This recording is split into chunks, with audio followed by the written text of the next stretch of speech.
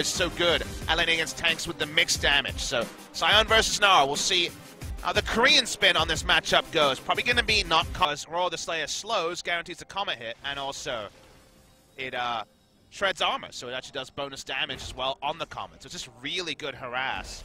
The one thing I was struck by yesterday, we'll see if I have time to talk about it later, is Umti. Yep, finds him, connects in with the spear, takes him down quite low. Stun comes in. Spirit now starting to back away.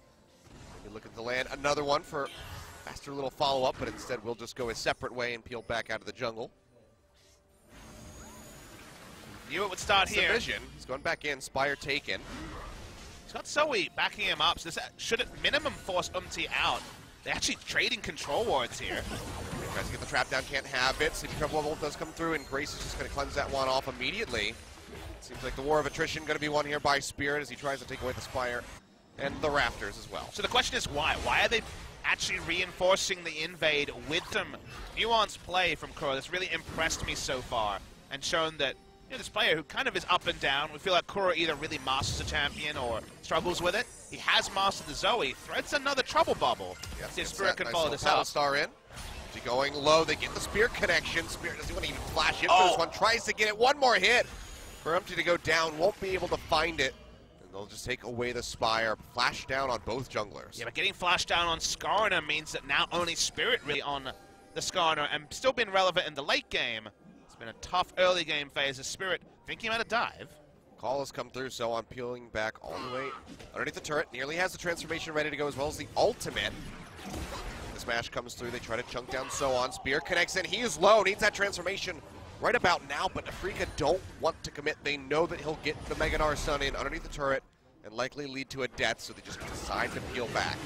And turn on to an answering objective, something KSV struggled to do with yesterday was trading pressure. When there's pressure top side, bot side should be free, and that means they're going to walk up, rend and smite, happy to secure first Drake of the game. The Ocean will help the landing phase, particularly of the Talia that probably needs a bit of regen after every paddle star comes through.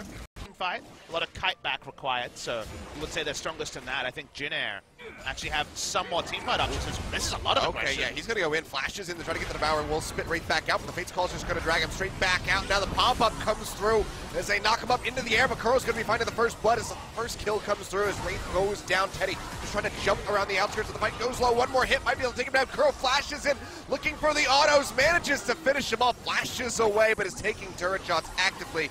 Uses the portal jump, gets a hit in onto Umti, but it's not going to be enough to finish him off, and he pays for that one with his life. Now 3-2 in favor of Jin, but Spirit maybe looking to equalize that count, but just can't chase in underneath the turret to finish off the Skarner. And that was single-digit health on the Skarner. He lives. That would have spared the blushes from a can actually allow you to play an invasion style around topside against the Naras. Speaking of invasion, that's going to be the Flash Impale coming through the Dragonman, flashes away, Seismic Shove catches him, and Grace finds the kill. 4-2, Jin starting to move forward, and Teddy will net himself a red buff take as well. This up here as Kramer was able to build up his rage blade, his top side. Get to the top lane, well that on top of Onslaught, not going to be netting much there for Keen as they try to jump in on top of So On. Spirit tries to chase in, but won't be able to finish him off, but they get the flash down away from the Gnar.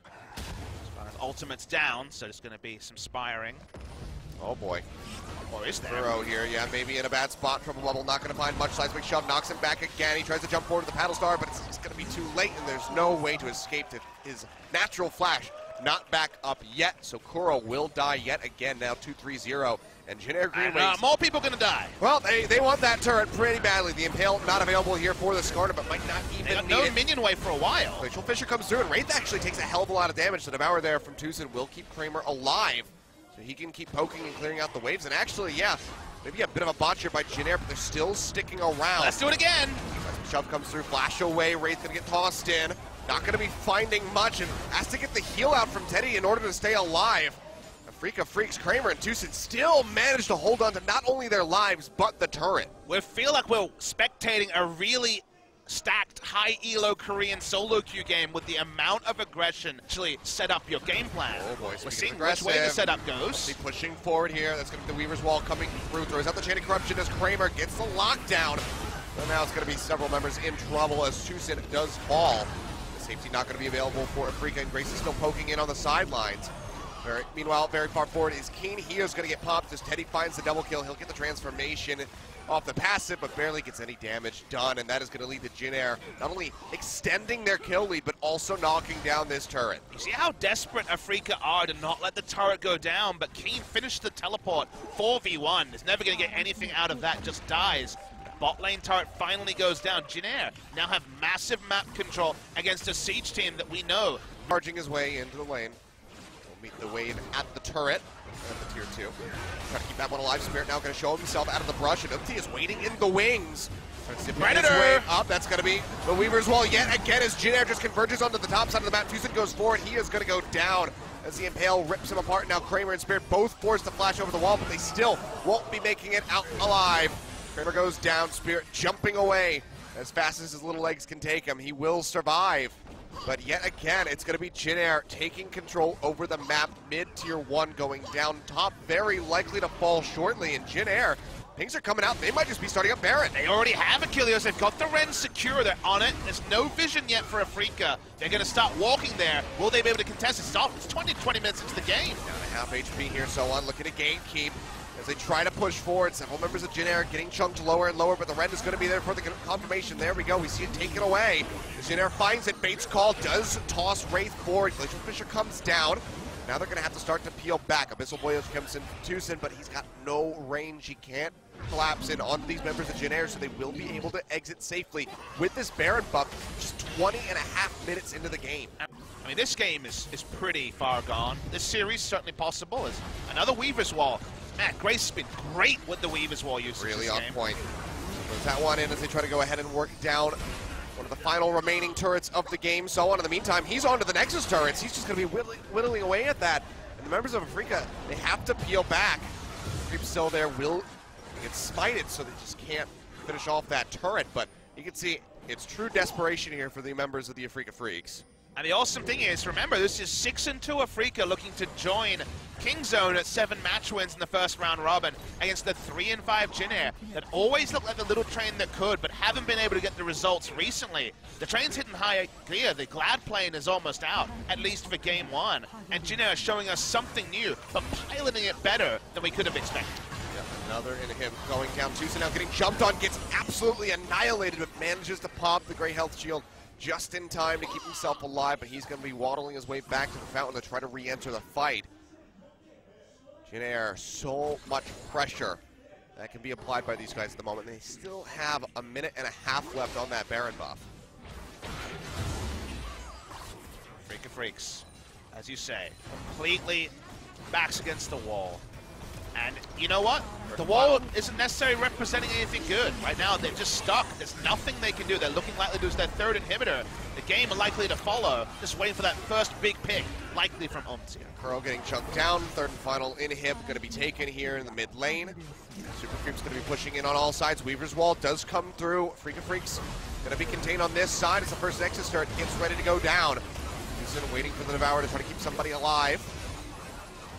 Still standing here for the moment. So one is really focusing on the wave clear, but he's going to get knocked in, uses the onslaught just to get himself a few feet away so he can make it back into the fountain, but with him not in the front line, that opens up for the poke here onto the rest of the members of the Afreeca Freaks. Battlestar hit onto Umpty, does chunk him down significantly, but Kramer takes a lot of damage and has to flash away. They will hold on for the moment though. Jin do not want to toss this all out right here at the Nexus. They want to make sure they can close this one out cleanly. Yeah, the game doesn't end here, but Jin knows their window is wide open. They're not in any threat of being outscaled. They have the superior 5v5. A bit more prepared than the Afreeca Freaks. Holiday, maybe a bit too much celebration coming through from them as see that Impale come down in onto Corona Devourer, immediately taking them away. They'll stay healthy here for the moment, trying to poke down Umpty, but just no damage, really connecting. And he's going to take the last turret. Yeah, last Nexus turret will go down. Massive seismic shove, pushes in 3 into the Gnar ultimate, and they are just going to rip through the members of the Afreeca Freaks. The bot lane getting decimated, everybody else retreating back into the fountain. A triple kill for Teddy, who says, hello guys, I'm back. Finishes it out, gets another win, and will maintain that 100% win rate with the Callista. Jin Green Wings take game 1. Yeah, what a performance by Jin, just really capturing the imagination with the Talia and Skarner combo. Best Skarner performance we've seen of the season goes to Umti, but Grace's performance here was fantastic. Yes. Amazing performance. Second time on the Talia, oh so much better.